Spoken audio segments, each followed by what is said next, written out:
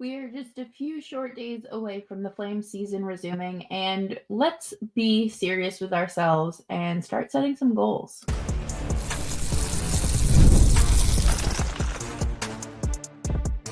You're Locked On Flames, your daily podcast on the Calgary Flames. Part of the Locked On Podcast Network, your team every day.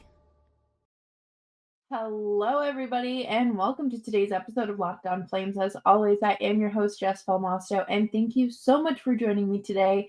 We are going to talk all about what these next month and a half goals and benchmarks look like for the Flames, because realistically, the Flames are not where anyone expected them to be, but we still have some baby goals we need to meet before we start tackling the bigger ones.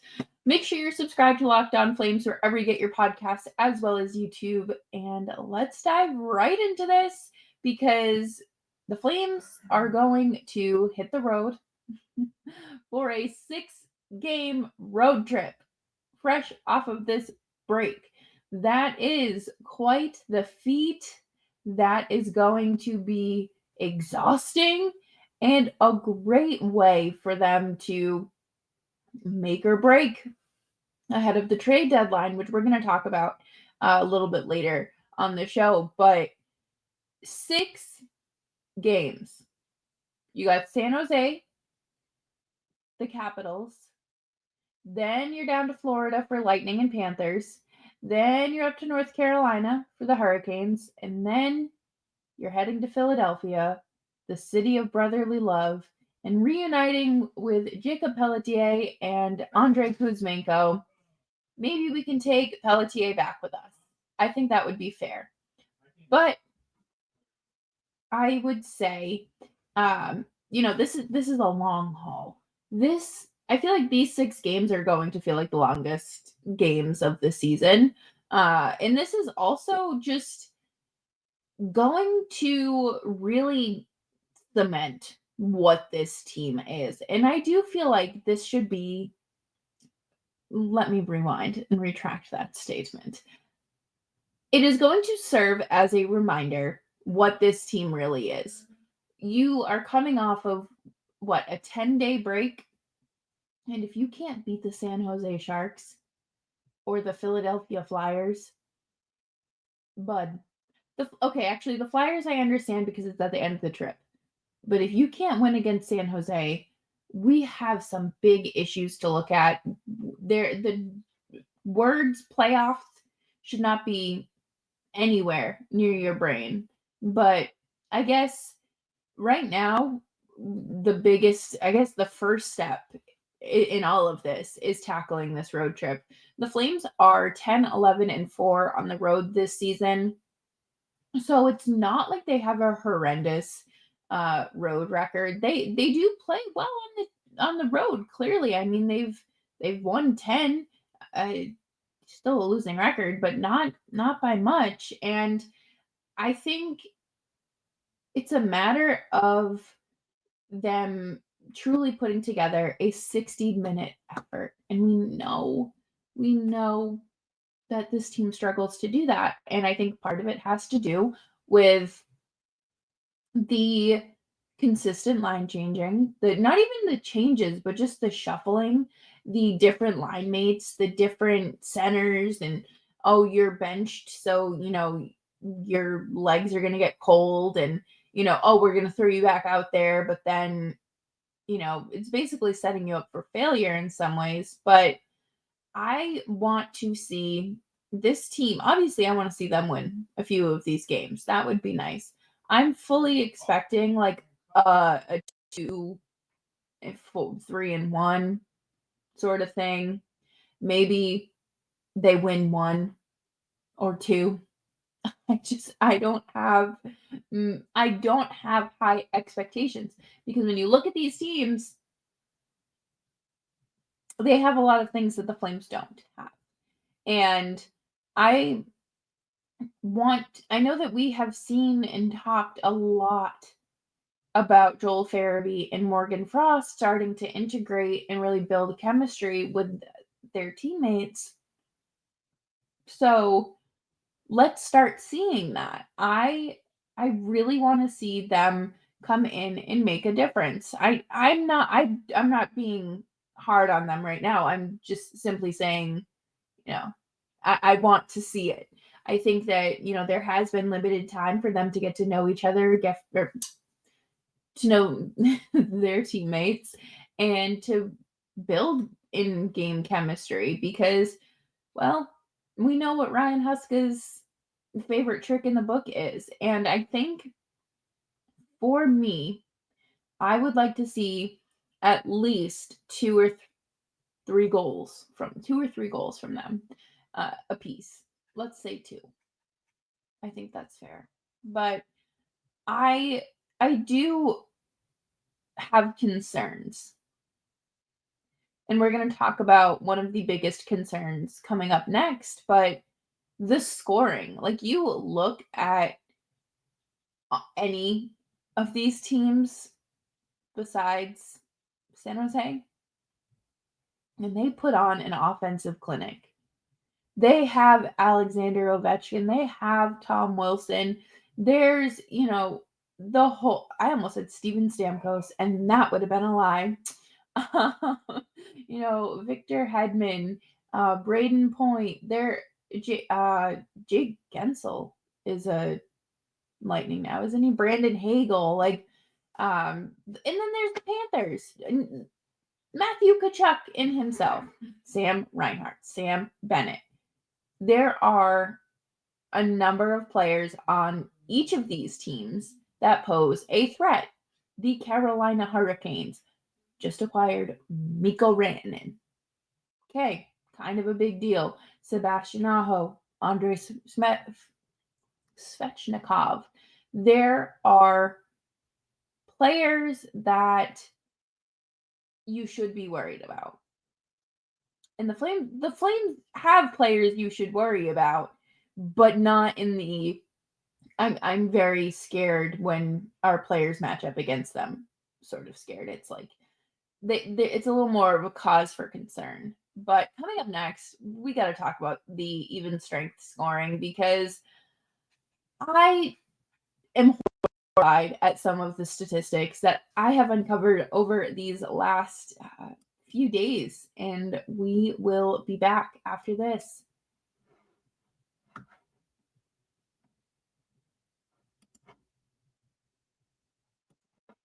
When the game tips off, the NBA action is just getting started, and there is no better place to get in on that than FanDuel, America's #1 sportsbook. With FanDuel, you can place live bets throughout the game, so even if you miss the opening tip-off or want to bet on a fourth quarter comeback, you can stay in the action. And if you're looking for a bigger payout, you can even combine your live bets into a same game parlay. When I decide that I'm feeling lucky, I will put together a same game parlay, even if I am betting on the opponent's player to score, because hello, it is free, easy money. Sidney Crosby, anytime goal. Matthew Tkachuk, anytime goal. Sam Bennett, 3+ shots on net. Okay, cool. You got it. Right now, new FanDuel customers can get $150 in bonus bets if your first $5 bet wins. Visit FanDuel.com to join today. That's FanDuel.com for your shot at $150 in bonus bets. Make every moment more with FanDuel, the official sportsbook partner of the NBA.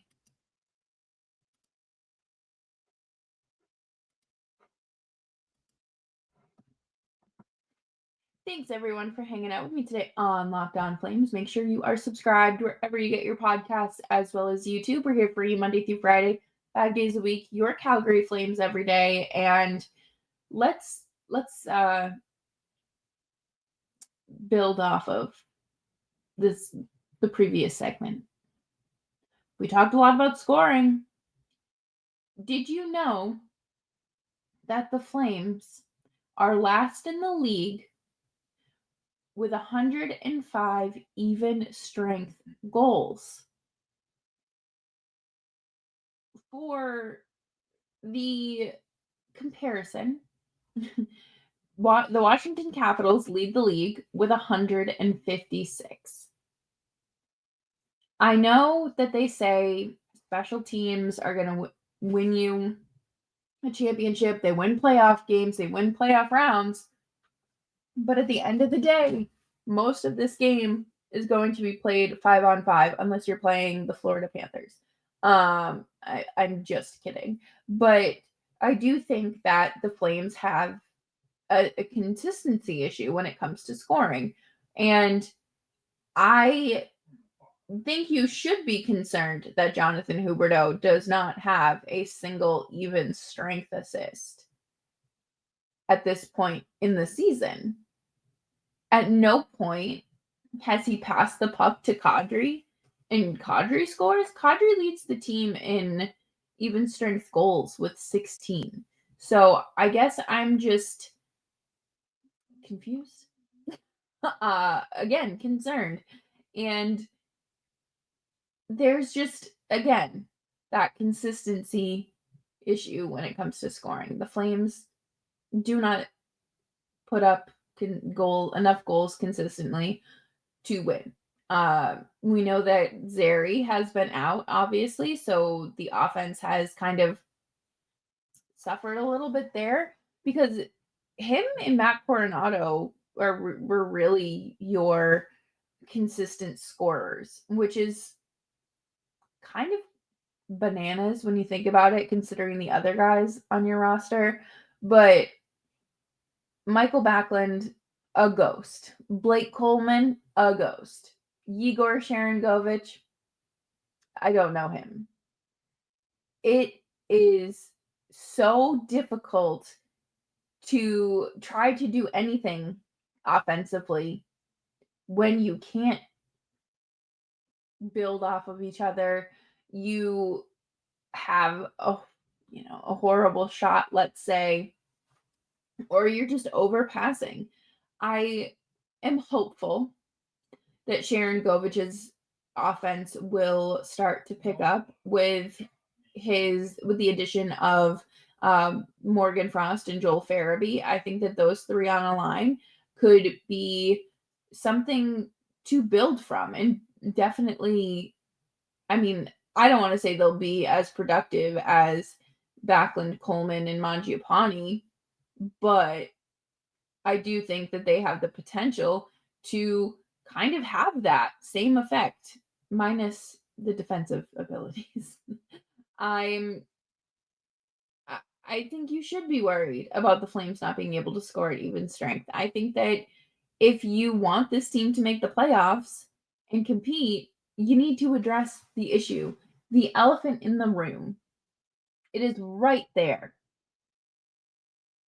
And the consistency, or the consistently inconsistent offense is too much.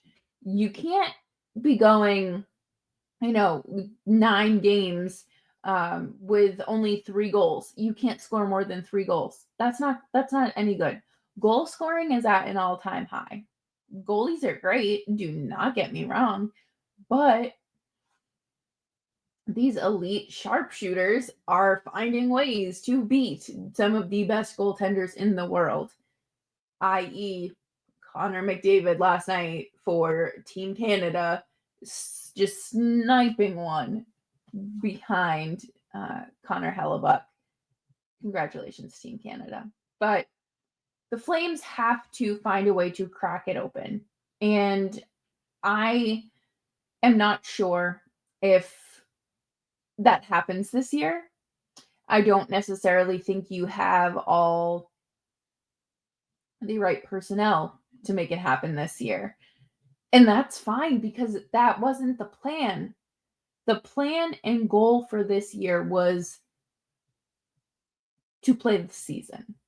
I know they always talk about, well, our goals are the playoffs, but truly, when you looked at this team on paper, you knew that they were not going to be a very offensively heavy team. They were probably going to be pretty bad defensively as well. And I just think that, if this team does not pick up scoring and they miss the playoffs, that's fine. To me, that is not like an L. That is kind of a win because it shows the people that are writing the checks that we need more. We need more. And so be it. I think that the Flames do need to add better scoring. They need to be faster. They need to be better. And you cannot fix that problem overnight in 2 off seasons when you have as many issues and variables and factors as the Flames do. And I wish people would understand that because this is getting better to the point of where you're truly contending for a Stanley Cup does not happen overnight when you have been digging yourself a very deep hole for 10 years. And coming up next, we're going to talk a little bit about approaching the trade deadline and kind of how the Flames might luck out and how should they approach the deadline if this road trip goes one way or another. Coming up next here on Locked On Flames.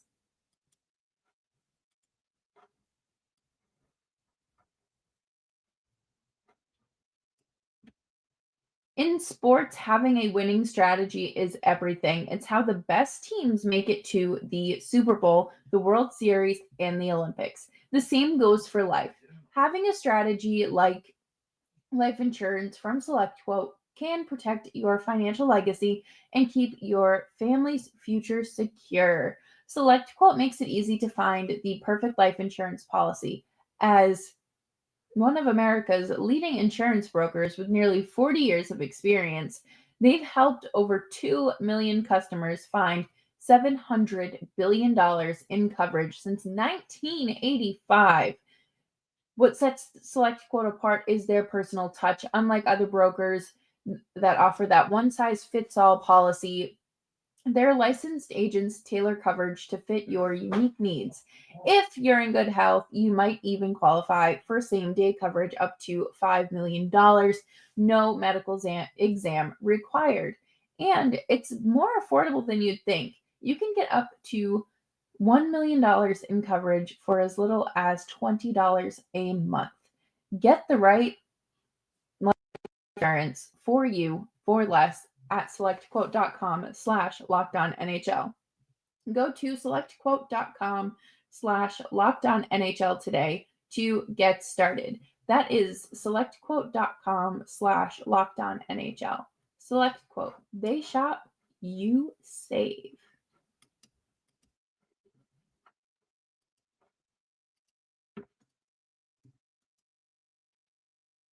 Thanks everyone for hanging out with me today on Locked On Flames. Make sure you're subscribed wherever you get your podcasts, as well as YouTube. Here for you Monday through Friday, 5 days a week, your team every day. And today we are going to wrap up with how the Flames should approach the deadline. I mean, this is something that is very controversial when it comes to the Flames. I think that they get ahead of themselves in some ways. I think that sometimes they just crumble and sometimes they hit it out of the park. It's very much a depending on how the rest of the team performs situation, because you can hit what you think is a slam dunk, right? Like Andrei Kuzmenko, for instance, last year. Great right after the trade deadline, and then, eventually fizzled out and then really did nothing this season, which was fine because it was, not really fine, but we knew it was the likely scenario. Is this a situation where you want to do that again? Realistically, getting the haul that you got for Elias Lindholm is great. If the Flames were to trade Rasmus Anderson and get, like 2 first-round picks and a roster player, and that roster player was not fitting in, then yeah, the Flames would absolutely miss the trade deadline. But I think that the Flames have an opportunity here. I think that they are going to catch Vancouver for a wild card spot. Sounds like Thatcher Demko is done. I don't know how done, but they just signed Kevin Lankinen to a 5-year contract extension. I don't necessarily think you do that in a situation where you don't need him, or you have the security of knowing that your starting goaltender is healthy. And it's a bummer, right? Like Thatcher Demko is such a great goalie, and for him to, I don't want to say go out like this, but for this to be happening is so unfortunate. And I wish nothing but the best for him. And, could Vancouver still sell at the deadline?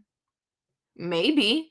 And we know that the Flames and Vancouver have a history of trade. So, I mean, we could maybe, Elias Pettersson becomes a Calgary Flame. Just maybe. But I don't necessarily think, even if the Flames go on a 6-game win streak here on this road trip, they do not need to be making a splash for Mikko Rantanen. I know that that's an absurd thing to say, but Calgary is not a contender. He is not going to re-sign here in July. There's no way. And I don't think that Craig Conroy is just going to hand someone a contract like that. I don't. And I don't think that it's necessary. The Flames are not in a position where they need to just add one player and their offense is ready for the postseason. Or you add, 2 guys to beef up your defense, and you add, I'm just saying Rantanen. I'm just using him as an example because I saw that he is potentially going to be on the move again. But there's so many pieces missing that you don't need to be adding all of these pieces. Like, to me, it's unnecessary. If Rantanen had, like, say 2 years left on a contract, yeah, maybe. But that's not the case. I feel like I'm gaslighting myself by saying that, but what do you get? $2.9 million cap hit because it's prorated and a first round exit? Okay. I mean, at that point, why even bother? It feels silly to give up assets for, I mean, you're gonna have to have big assets for that. And I think Caroline is kind of counting on him for their postseason run. But I don't think that the Flames are buyers at all. Could they be a third team in trades? Probably. That would make the most sense. And there's just far too many holes to patch right now at this very given moment for me to say this team should go all in, balls to the walls for this trade deadline. To me, it feels unnecessary. This team just needs to finish the season and recoup and continue on with the plan. The plan is not the playoffs. I would love for this team to make the playoffs. But it's going to be the biggest waste of 4 games of your life. There is not going to be any fun.